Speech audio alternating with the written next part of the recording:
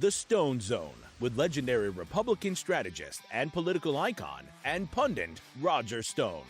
Stone has served as a senior campaign aide to 3 Republican presidents. He is a New York Times best-selling author and a longtime friend and advisor of President Donald Trump.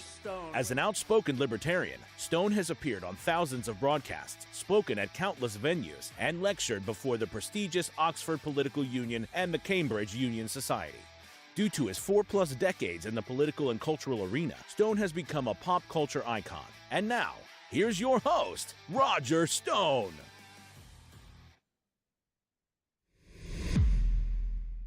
Welcome, I'm Roger Stone, and yes, my co-host Troy Smith and I are delighted to be back in the zone.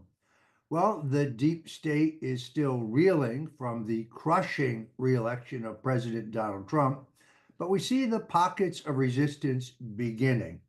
First, you had the mayor of Denver say that he will stand in the way of any efforts by immigration czar Tom Homan to enforce federal law and deport illegals. He says he's prepared to go to jail if necessary. Homan said that's fine with him. He's happy to put him in jail. And of course, he cited the specific federal statute that the mayor would be in violation of. We also saw a state senator in another state saying that she would resist. If a Republican say that, of course, they would say it was insurrection. I have no doubt about Tom Homan's ability and intention to enforce the law. Meanwhile, of course, the left is going completely insane over the announcement that Kash Patel will be the FBI director. Now, it's ironic when Andrew McCabe, the disgraced deputy FBI director, who never even served as a station chief before becoming deputy director, says that Patel is unqualified. Patel, a former federal prosecutor who has personally prosecuted more than 50 intelligence cases, winning every one of them, served as the chief of staff for the acting Secretary of Defense. It's an enormous job. Former chief counsel to the House Intelligence Committee. But what really worries him is he's the man who conducted the Russian hoax investigation for Congressman and Chairman Devin Nunes. If you go back and look at his report now, it's amazingly prescient, happens to be completely accurate.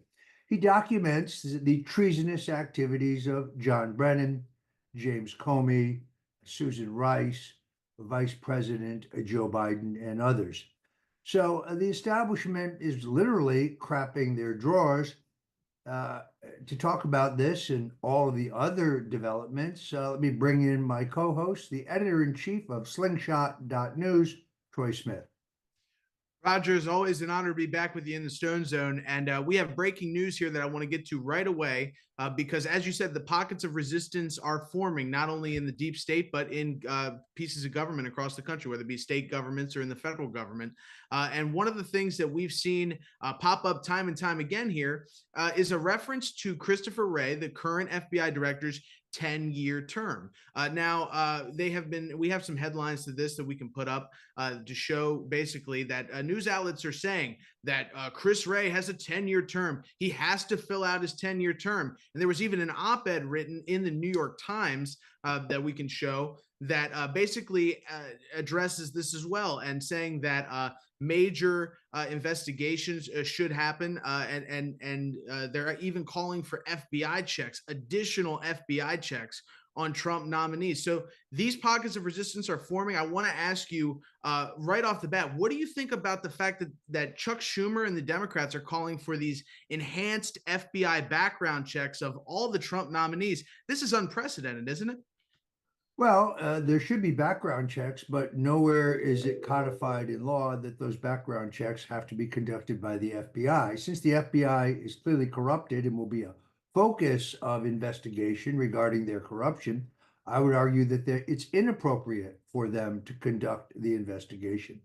I saw Andrew McCabe, again, the disgraced former director, who clearly understands that he's in the crosshairs now of an investigation and likely prosecution, saying that these actions bring the FBI back to pre-Watergate style FBI. I would argue when James Comey, for example, set up an off-the-books honeypot operation without any legal predicate to infiltrate Donald Trump's campaign in 2016 with two female agents, that he was the one who returned the FBI to its pre-Watergate norms. When he launched an investigation, a counterterrorism investigation against Donald Trump on the basis of evidence that he knew was fraudulent. Andrew Weissman was the general counsel of the FBI when Robert Mueller was the director. They knew the province of the Steele dossier. They knew it was paid for by Hillary Clinton, even though she illegally laundered those payments through a law firm. They knew that it was not legitimate, or should we say, would not stand up to scrutiny. They also knew that there was no break-in, or no online hack of the Democrat National Committee.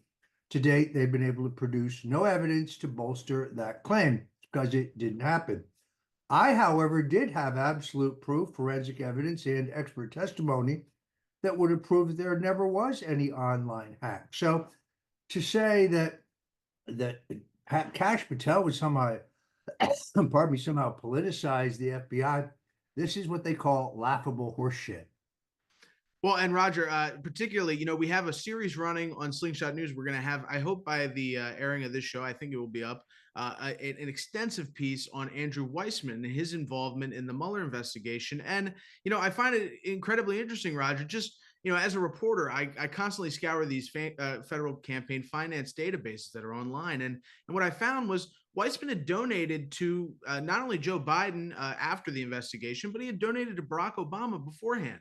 So you have an Obama donor with a history of some of the most corrupt prosecutorial, conduct we've ever seen on a grand scale. He leads the Mueller investigation, and then he gets to be the guy on MSNBC that goes up there and says that, oh, we can't have reform at the DOJ. Well, that's because people like Andrew Weissman have been targeting their political enemies for years, and not only have they not been scrutinized for it or penalized for it, but they've been given these lofty positions on cable news where they get to basically talk about how corrupt they've been throughout their career and spin the details. This has been a trend, Roger, that I've seen throughout the media, especially recently as it pertains to Christopher Wray, people jumping on his side saying that he has to serve out his full 10 years, which, by the way, would extend 3 years into a potential Trump second term. So my question to you is, are they building some kind of narrative here where if Trump fires Christopher Wray upon taking office,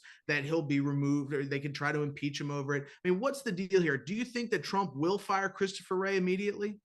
I don't think there is any question. First of all, he has the full authority as the chief executive to fire any member of the executive branch.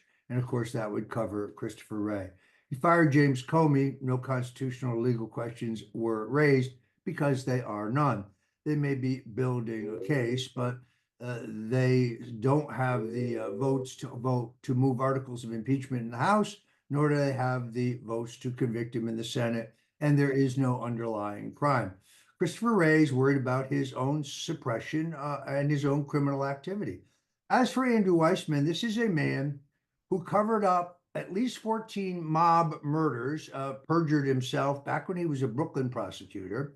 This is a man who suppressed exculpatory evidence and engaged in misconduct in his investigation of Enron. Don't believe me, believe the federal judge, because he excoriated Weissman. Weissman was unanimously reversed in the Enron case. He also ruined lives at Arthur Andersen and Merrill Lynch. He has a lifetime record of corruption. Now, I saw him on MSNBC, looked a little nervous, but he said, what these Republicans don't understand is that you'll need to prove this to a grand jury. You'll have to prove it in court. Andrew, I have two attorneys who have the entire package ready to go to a grand jury the instant we have a new attorney general. So your lifetime prosecutorial misconduct, specifically your destruction of evidence, when you erased the cell phone memories of the Mueller prosecutors when they were under subpoena from special counsel John Durham. That's called obstruction of justice. Andrew Weissman's day is coming. The pit bull is the single most corrupt prosecutor in U.S. history. A number of lawyers have been working to compile all of that evidence. I think he fears prosecution. The other guy who's crapping his drawers here is Jake Sullivan. Now, I posted on Jake Sullivan on X that Jake Sullivan was deeply involved in the Russian collusion hoax. I got a lot of pushback. Here's the fact. You can find it in black and white. Jake Sullivan knew that there was no computer terminal set up at Trump Tower that was communicating with a Russian bank. He knew that was not true, yet he told Hillary Clinton that she should say it. And indeed, she said it in public, and she said it on what was then Twitter. Jake's looking a little pale to me. I wonder why that could be. Well, and Roger, we have a clip of Jake Sullivan on CNN just recently, and as you said, looking pretty pale. Let's roll that and see what our pal is up to there. I do want to ask you about President-elect Trump's decision to nominate Kash Patel as FBI director. I mean, as you know, he's a fierce Trump loyalist. He has vowed to go after the deep state. You have worked closely with the current FBI director. What do you think it would mean to have Kash Patel in that role? Well, look, I'm not going to speak to President-elect Trump's nominees. I'll let him speak for his own rationale. What I will say is how the Biden administration has approached the position of FBI director. We inherited Director Chris Wray, who has done a very good job in the role, from President-elect Trump, who appointed him to a 10-year term. And what makes the FBI director different from most other nominees is they're not just appointed for one term of a president. They're appointed for enough time to last past 2 terms of a president because they're supposed to be insulated from politics. President Biden scrupulously adhered to that longstanding bipartisan tradition, and for a good reason, because the FBI director should not be subject to the whims of the twos and fro's of politics. But as for the announcement yesterday or the decisions President-elect Trump has made, they'll have to speak to that themselves. Yeah, Jake looks a little nervous there. I seem to see beads of sweat. This guy's up to his keister in the Russian collusion hoax, and I think he recognizes that accountability is coming. This is an important point, though. This is not about revenge or retaliation. It is about rebalancing the scales of justice. It's about doing away with the two-tiered justice system. I'm surprised that Sullivan even got Senate confirmation given his role in the Russian collusion hoax. But all of these people are growingly hysterical. The president has the authority to fire Christopher Wray. If Christopher Wray wants to spend some time in front of the grand jury, there's plenty in terms of his personal conduct. He has been particularly bad when it comes to not fulfilling his obligations before the Congress. The Congress has oversight authority over the FBI. He has stonewalled most of their requests for information. I don't think he's going to survive. Yes, I think the president will fire him. Yes, I believe the president has the authority to fire him. In Kash Patel, they have picked precisely the right man for the job, for the reasons I enumerated at the top. What I love is them saying that he's unqualified when he's more qualified than Andrew McCabe, for example, ever was. What is troubling, however, is when senators like James Lankford of Oklahoma, you remember him, Troy? He's the guy who put forward the border security bill that would have guaranteed that 2 million illegals a year could come into the country, and $45 million in his border security bill for Ukraine. That's a little odd. I didn't know Ukraine was on our border. And the rest of that money really for processing the 2 million illegals it would have let into the country. Now, Kamala Harris and Joe Biden continued to insist that this bipartisan bill, although I don't know another Republican who was for it other than the shrimp, as we call him, James Lankford, was somehow Trump denying a legitimate bipartisan effort to seal the border. But Langford has now said that he's not sure he'll vote for Kash Patel. Markwayne Mullin, the junior senator from Oklahoma, he was a plumber before he came to Congress. He wears like a bandolier virtually on the Senate floor. Talks about what a tough guy he is. Never served a single day in the military or in combat. He says he may not vote for the president's nominees, including Kash Patel. So, to our listeners out there, if you live in Oklahoma, suggest you go online and you find the phone number for your U.S. senators, Markwayne Mullin, James the Shrimp Langford, and you or the email address, and you contact them, and that you respectfully make it clear to them that if they do not support the president's nominees, then you will support challenges to them when they come up for re-election. By the way, Markwayne Mullin himself currently under investigation in an insider trading scam where he made millions and millions of dollars based on information that he gleaned through his Senate committee assignments. So I expect this kind of crap from Nikki Haley, for example, who had the audacity to question the patriotism and loyalty of Tulsi Gabbard. Nikki Haley, who never served a day in service, criticizing a woman, Tulsi Gabbard, who served 4 terms in Congress, as a member of the Armed Services Committee and the House Foreign Affairs Committee. Tulsi Gabbard, who served currently as a lieutenant colonel in the U.S. Army Reserve, but more importantly, served in combat roles in Iraq and Kuwait, putting her life at risk for her country, being called a traitor by Nikki Haley, unacceptable. Also, James Langford said that he may vote against Tulsi Gabbard. Again, folks, if you live in Oklahoma, we'll try to find these numbers for you. Contact your senators and tell them you recognize that Donald Trump carried all 77 counties in Oklahoma, the only presidential candidate in history to do so.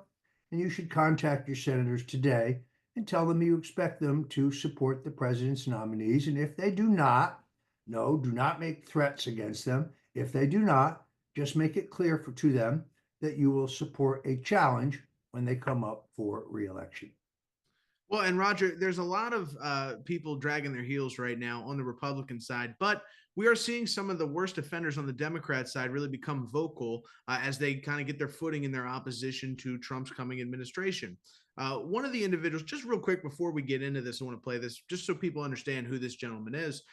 We went ahead and pulled the clip from just weeks before President Trump was nearly assassinated in Butler, Pennsylvania, where Representative Dan Goldman on MSNBC called for Trump to be eliminated. We're going to play that, and then when we come back from that video, we will play right afterwards Goldman on CNN recently being basically destroyed over this Hunter Biden pardon. And when we come back from that video, Roger, I want to get your thoughts on the pardon. And will there be accountability for Goldman, who called for Trump to be eliminated just weeks before this assassination attempt? Let's roll that.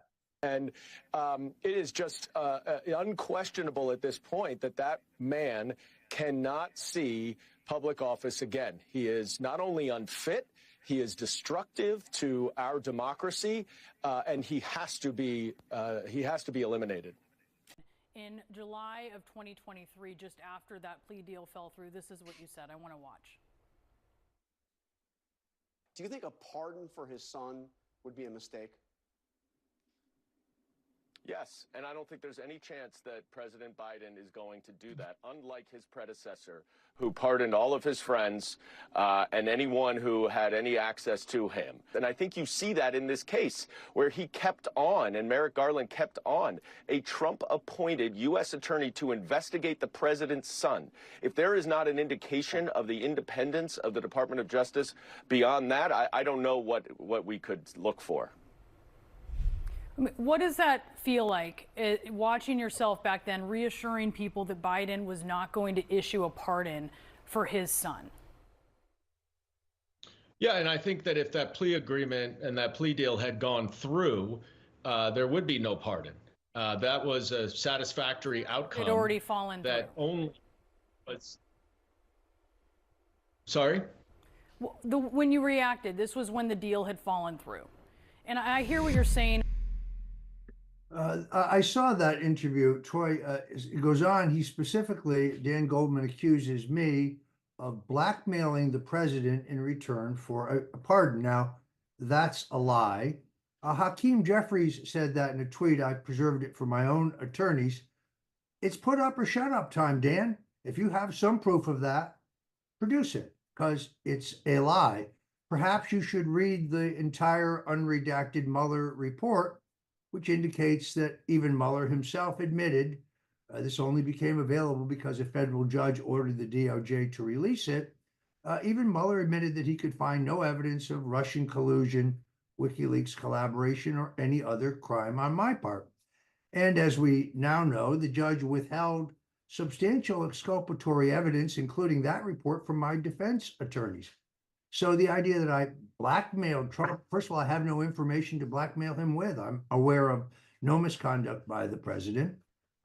People recognize my prosecution was simply the invention of a clever process crime indictment by Andrew Weissman to try to pressure me to get me, like Michael Cohen, for example, to testify against the president, and I refused to do that. Now, there is another way we could resolve this. Congressman Goldman, waive your congressional immunity. Waive your congressional immunity, in which case I will file a lawsuit against you for defamation, and you'll have an opportunity to prove your claim that I blackmailed President Trump, because it's a vile lie. It's a lie when Jeffries said it. It's a lie today. But then lying is something Dan Goldman is very adept at. You may remember when Kash Patel set up a foundation to support those whistleblowing FBI agents who were not fired, but were suspended without pay. That's because they came forward to report on corruption by the FBI. So guys like Steve Friend, for example, who's a good friend of the show, and others, they can't support their families because they're still technically employed by the FBI. They can't go out and get another job, yet they're denied their benefits. How are they supposed to live? So when Kash Patel set up a foundation to support their families, Dan Goldman said that Patel was paying Steve Friend and other FBI whistleblowers for their false testimony. You can always tell when Dan Goldman is lying. You know how? His lips are moving. All right, Troy, we're going to move to our guest. The issue on the table is illegal immigration. It is heartening that Tom Homan, who's a very good man, has announced his intention to use local law enforcement, specifically sheriffs, in the efforts to begin a round of deportation. Now, President Dwight Eisenhower deported 1.3 million people during the first 2 years of his presidency who were here illegally. And I think that Homan is correct when he says he would prioritize this by beginning with those illegals in the country who have criminal records, either criminal records in this country or criminal records in their country of origin. Joining us now to discuss this is Sheriff Richard Mack. He's the former sheriff of Graham County, Arizona. He has a 20-year career in law enforcement. He served as a border officer, corporal, sergeant, undercover agent, school resources officer, detective, and he specialized in crimes against children. I'm a substantial admirer of his. I'm very anxious to get his thoughts on the two issues. One, the illegal immigration issue, but also whether this administration is going to get to the bottom of what I think is a child sex trafficking epidemic. So Sheriff Richard Mack joins us in the Stone Zone now. Roger, it's great to see you again. Thanks so much for having me. And we've got to still remember the price of liberty is eternal vigilance, and we have a lot of work to do, and we've got to get behind Trump, have his back, and make sure that he is successful in doing the things that he wants to do to to bring America back to its constitutional foundation. Sheriff Mack, I should mention, is the founder and president of the Constitutional Sheriffs and Peace Officers Association. And we're delighted to have you with us today, Sheriff. Let's kind of start with the question of illegal immigration. This is an issue that you had to deal with as a sheriff in Arizona. Your early impressions on the appointment of Tom Homan and his intentions. Well, I've been in touch with Tom. I let him know about our intention to help him and help the president with the deportation. Most people think, no, there's no way you can deport 30 million people. Yes, there is. But identifying them will be the first key. I highly recommend to the president, and I think I told this to Tom. We've had several conversations, but this is key. If he wants to use the military, they should be used only at the border. And that is to first stop the bleeding. So while we're trying to deport people, they don't keep coming in to where we're just spinning our wheels and going in circles at the border. The border must be secured. I would recommend even a moratorium on all immigration until we get this entire situation resolved. I'm not against people wanting to come here. I'm not against people coming here. I'm against the criminal activity that has happened at the border and the criminal activity aiding and abetting that has happened between Harris and Biden and Mayorkas to make sure these people came in. This was willful and intentional. And this didn't happen by accident. Let's be real clear there. Then on the other hand, how do we get these people identified and rounded up and get them out of here? Some of them will need to be arrested, like the gangs in Aurora, Colorado, and other places where they've committed serious crimes. Just deporting them, I don't believe is enough. I think they need to answer for the crimes, to the crimes they have committed.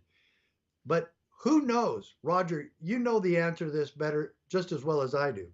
Who knows the outlay and personality and characteristics of every county in this country? It's the county sheriff. The sheriff knows who's there.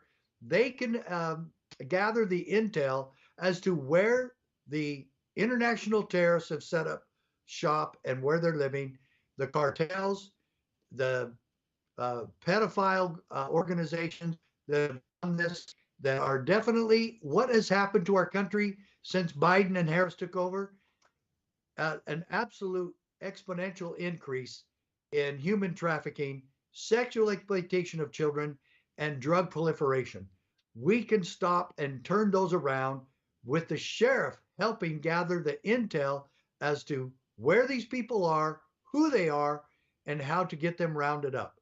It's a work in progress, and we totally support Tom Homan and President Trump trying to do this. It must be done, and I believe it will be done fairly and very effectively with every sheriff helping. President Trump won about 85% of the counties in this country. Those counties now have sheriffs who are, I believe, willing to help get rid of these criminal elements in their counties. And let's make use of them. So this is a milestone. During your tenure as sheriff, you became the first sheriff in American history to sue the federal government, taking the case all the way to the U.S. Supreme Court, where you won a landmark case against the government overreach. The case was Mack Prince versus U.S., hailed as one of the most important 10th Amendment decisions in American history. The federal government had tried to commandeer the office of sheriff nationally, threatening to fine and arrest sheriffs if they failed to comply with their unlawful directions. Tell us quickly about this landmark decision.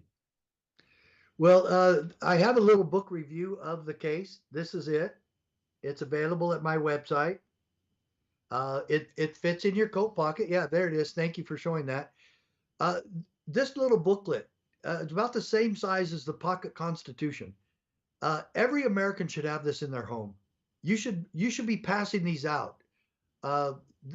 Everyone needs to know about this case because it reinforces federalism.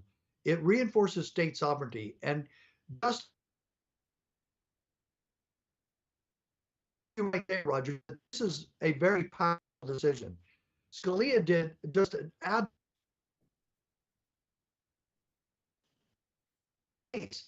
and he talks about shifts in this case, and we're called in this decision and the Brady Bill itself, and we were suing on the Brady Bill because the Brady Bill was the thing that Congress and the Clinton administration actually ordered us, the sheriffs, commanded us to enforce this for them until they set up a national program to do it. And we kept saying, you guys don't understand jurisdiction.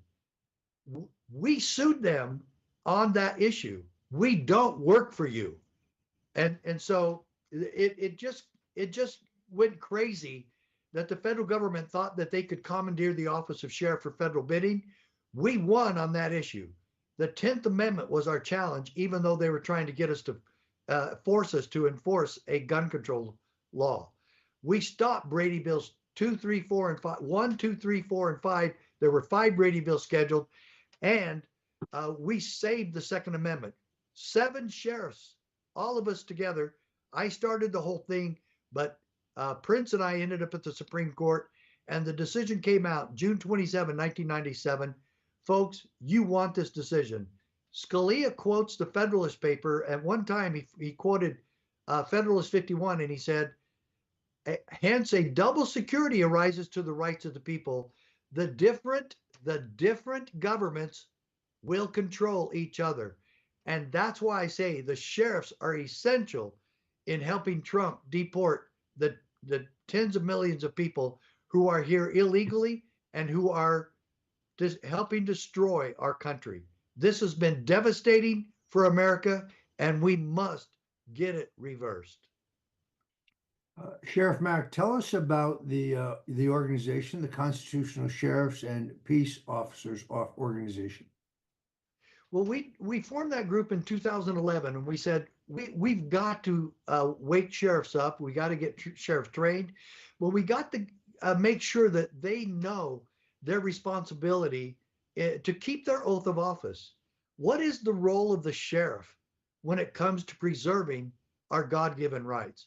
Well, we asked the question too, and this is the story, and this is really crazy. I've been telling this story and making this comparison. I call it the Tale of Two Sheriffs, a takeoff of Tale of Two Cities. We had a sheriff, Chad Cronister, arrest a pastor for conducting church service during COVID in Tampa, Florida. This was Pastor Rodney Howard Brown. Sheriff Cronister had him arrested, and the next day bragged about charging him and arresting him for 2 misdemeanors. On the other hand, we had Sheriff Glenn Hamilton in New Mexico who did just the opposite. A pastor came to him and said, Sheriff, I just want you to know that I'm not going to close my church. You see, the government doesn't run our churches. Jesus Christ runs our churches. And so he said, Sheriff, I want to know what you'll do to protect us. And the sheriff said, if it takes having to go to jail myself, I will do everything in my power to protect you and your church and keep you open. Then here came the state police to shut them down. And the sheriff went out and met them and said, just so you know, I have deputized every member of that church. They now are under my authority, and this church will remain open. The state police left, never came back, and Pastor Caleb Cooper kept his church open every minute of every Sunday, never shut down one single second. And now I ask the American people, which sheriff do you want in your county? That's what we do at the CSPOA. All of you, every American, can join this organization to help make us strong, keep us funded. Join the CSPOA posse at cspoa.org and become a part of the solution in keeping America free and helping Trump restore our Constitution as the supreme law of the land. Folks, we've got to be part of this. We've got to be part of the solution. And this is one of the few peaceful and effective solutions we have left in America. Join us in this holy cause at cspoa.org. It's interesting that you raised that case. Pastor Rodney Howard Brown happens to be a good personal friend of mine. Was a key spiritual advisor. Roger, to I'm sorry I've interrupted, but Trump is trying to appoint that sheriff as the director of the DEA, and we're totally against that. And this needs to get to Trump. He is not a good sheriff. He never was. He donated to Obama. He donates to the DNC. He is not a Republican, even though he calls himself one. He's the biggest rhino in the country. There are a lot of good sheriffs in Florida and across this country that Trump should consider, especially Sheriff Mark Lamb. But folks, this is a big mistake, and we're trying to help Trump not cause an embarrassment for him later. This guy will stab him in the back. He is not pro-Trump. He is not pro-government, constitutional government, and he is not pro-Republican. I had read that the president intended to appoint Sheriff Chronister to the head of the DEA. Pastor Rodney Howard Brown is a good personal friend of mine, was a key spiritual advisor, actually, when my family and I were going through hell in the Mueller investigation. I'm trying to get him on the show.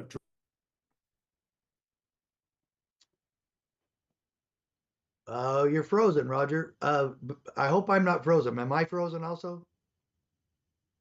You're back. God bless you, my friend.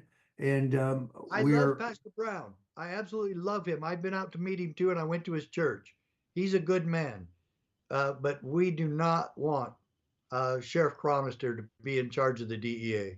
No way. All right, we're going to dig into this issue. Sheriff Mack, I want you to know that there's an open door here for you at the Stone Zone anytime.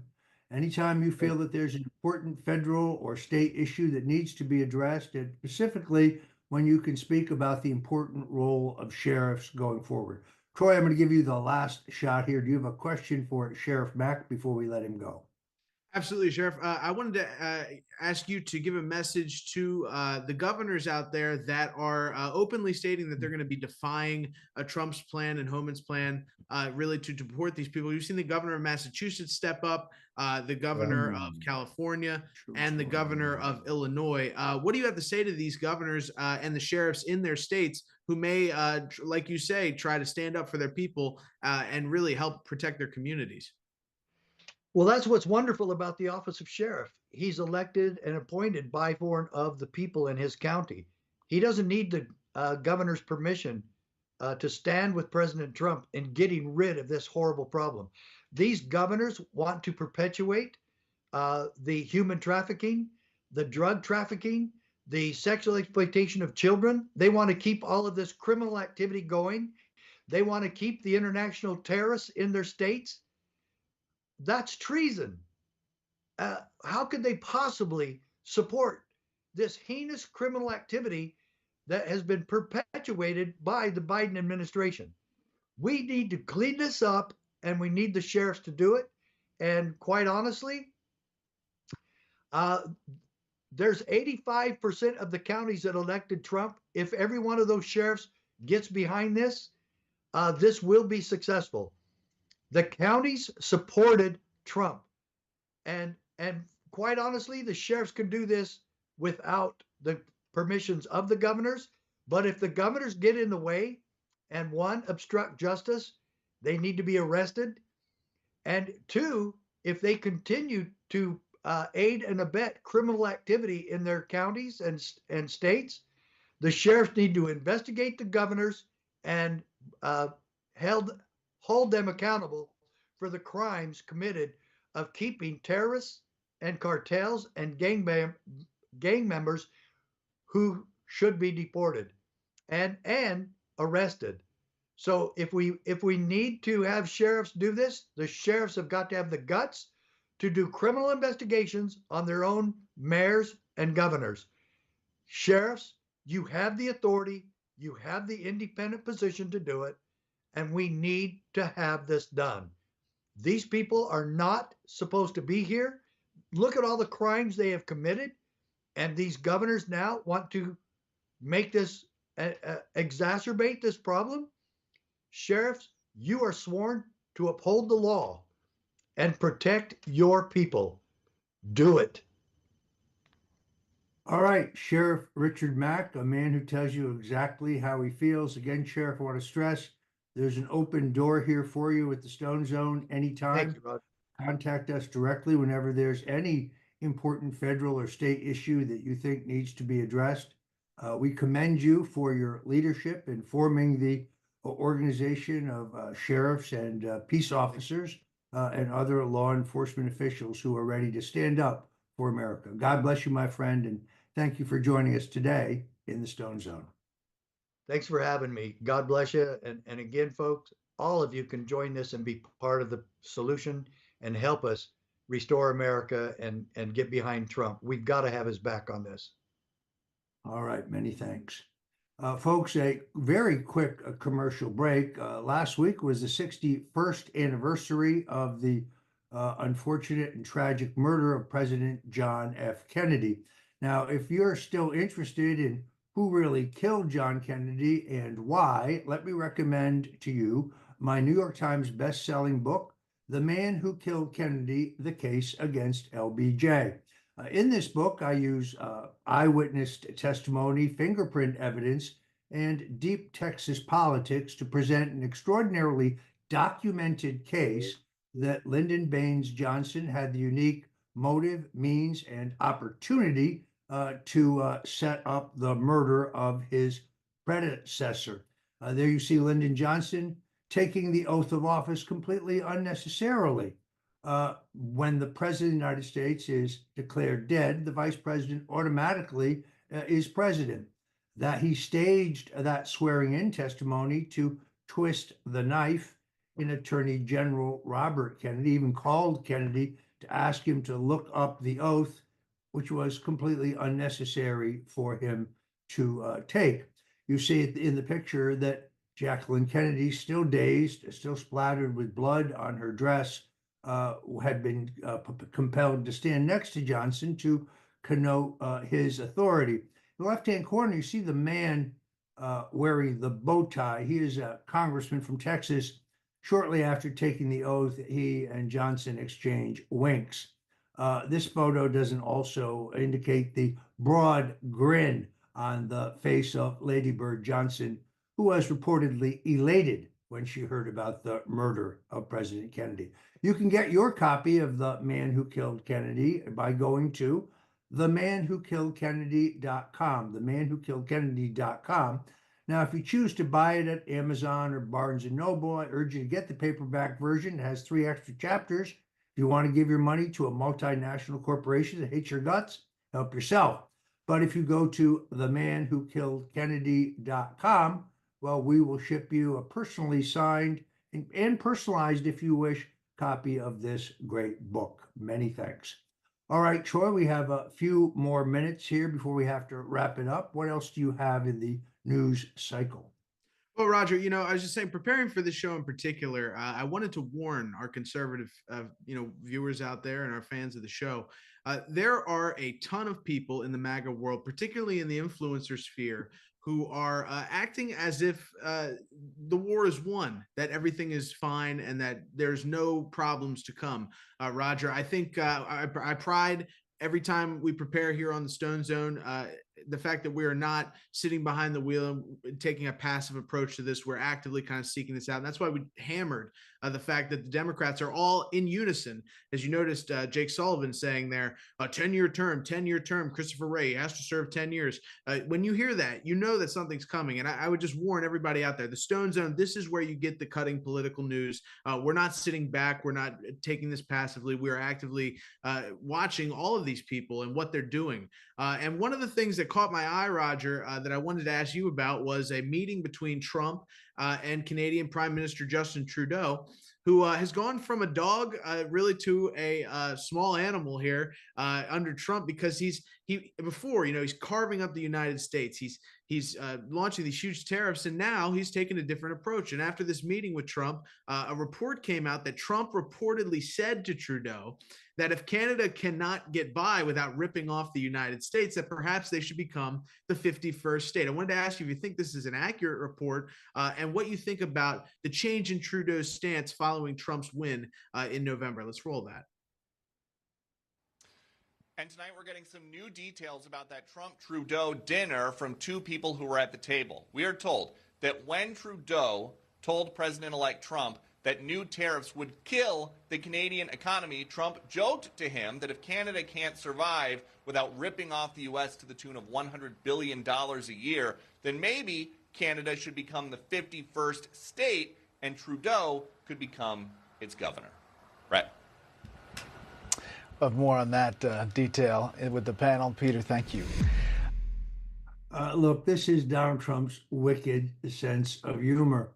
But Scott Bessent, who is the Treasury Secretary designate, was on my 77 WABC radio. This was prior to his appointment. And he said, look, at heart, Donald Trump is a free trader. And if we had free trade, we wouldn't be threatening tariffs. But the president is going to use the threat of tariffs as a club and a wedge to make sure that we can make fairer, more equitable trading deals with our partners. And he's already done that. He has suggested that he would increase tariffs on products from Mexico and Canada. And the leaders of those two countries initially reacted negatively, but then they both signaled their willingness to cooperate. Now, I don't think President Trump wants to impose tariffs, but he is an incredibly strong will, and he will do so if necessary if we can't get a fairer, more balanced trading agreement with all of our trade partners. Remember, in his first presidency, he rejected the one-size-fits-all trade deals, such as the deals that have been put in place in Europe, preferring to negotiate individual trade deals with each country based on what it is they import to us, what it is we export to them. This is, I think, going to be one of the great keys to success.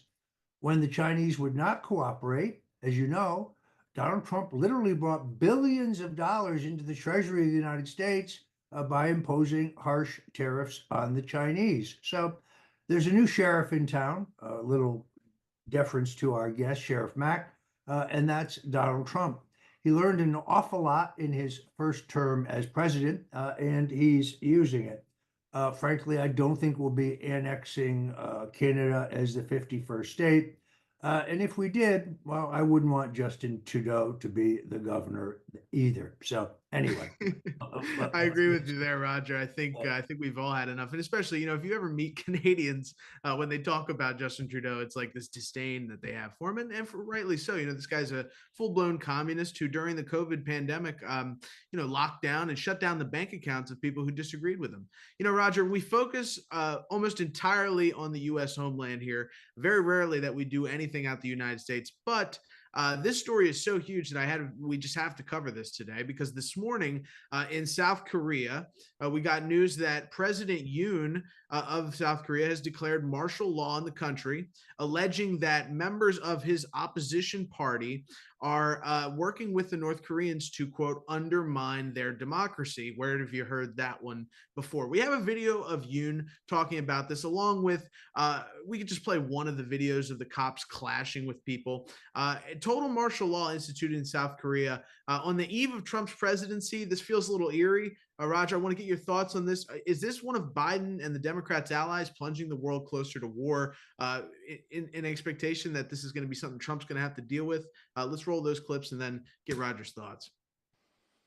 친애하는 국민 여러분, 저는 북한 공산 세력의 위협으로부터 자유 대한민국을 수호하고 우리 국민의 자유와 행복을 약탈하고 있는 파렴치한 종북 반국가 세력들을 일거에 척결하고 자유 헌정 질서를 지키기 위해 비상계엄을 선포합니다. 저는 이 비상계엄을 통해 망국의 나락으로 떨어지고 있는 자유 대한민국을 재건하고 지켜낼 것입니다.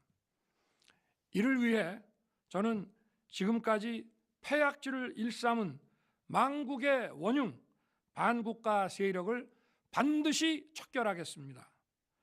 이는 체제 전복을 노리는 반국가 세력의 준동으로부터 국민의 자유와 안전 그리고 국가 지속 가능성을 보장하며 미래 세대에게 제대로 된 나라를 물려주기 위한 불가피한 조치입니다. 저는 가능한 한 빠른 시간 내에 반국가 세력을 척결하고 국가를 정상화시키겠습니다. 계엄 선포로 인해 자유 대한민국 헌법 가치를 믿고 따라주신 선량한 국민들께 다소의 불편이 있겠습니다마는 이러한 불편을 최소화하는 데 주력할 것입니다. 이와 같은 조치는 자유 대한민국의 영속성을 위해 부득이한 것이며 대한민국이 국제사회에서 책임과 기여를 다한다는 대외 정책 기조에는 아무런 변함이 없습니다. 대통령으로서 국민 여러분께 간곡히 호소드립니다.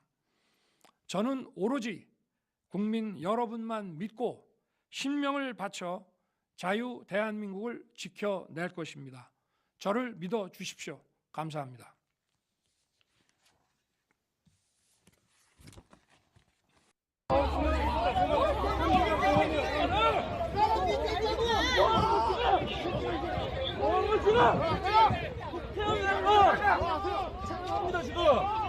아니 막는 게 말이 돼? 국회로 왜 못 들어가게?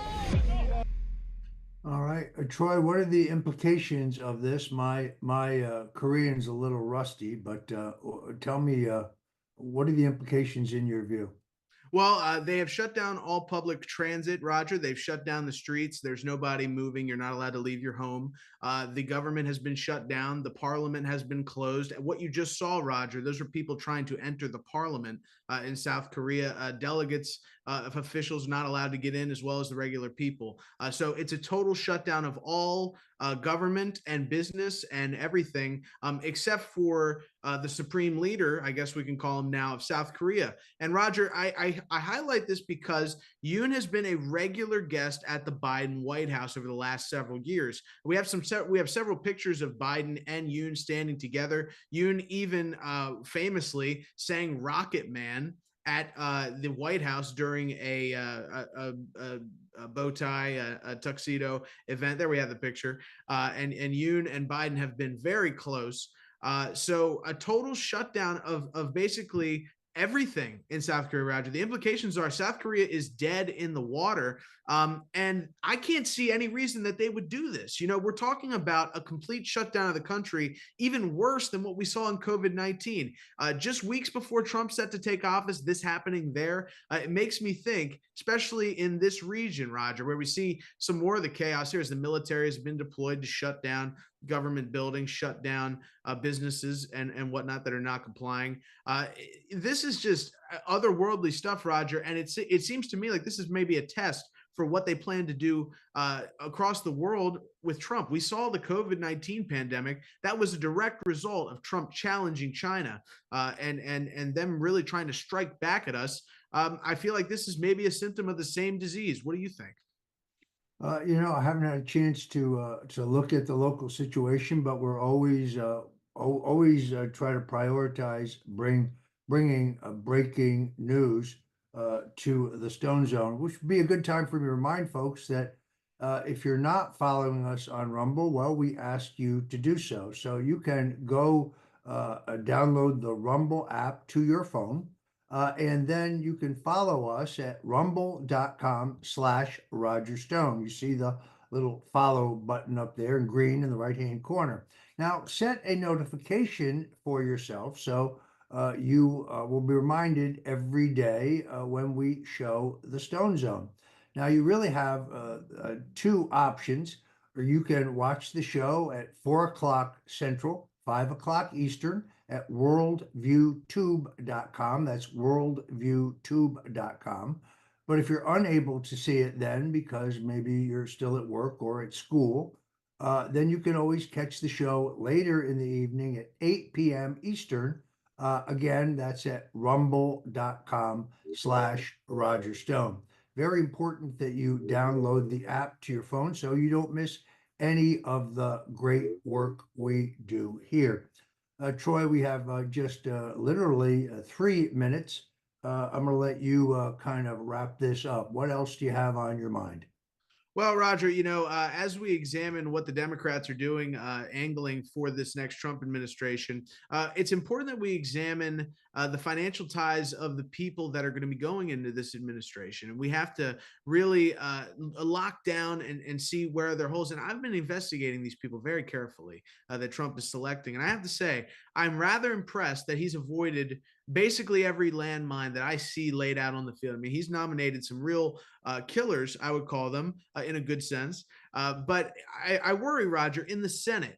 I think people underestimate the level to which the Senate Republicans are willing to stab people in the back. And you mentioned, I mean, Oklahoma, Markwayne Mullin and James Langford, two of the greasiest, worst members of the Senate, two people who have no alliance to the Republican ideals, to the people of Oklahoma, who resoundingly, as you said, not a single county goes against President Trump, and yet they're going to stand in the way. To me, you said it best, Roger, and I'm not going to go through your whole spiel because I know you have so many adjectives for it, but our problem is not the liberal Democrats.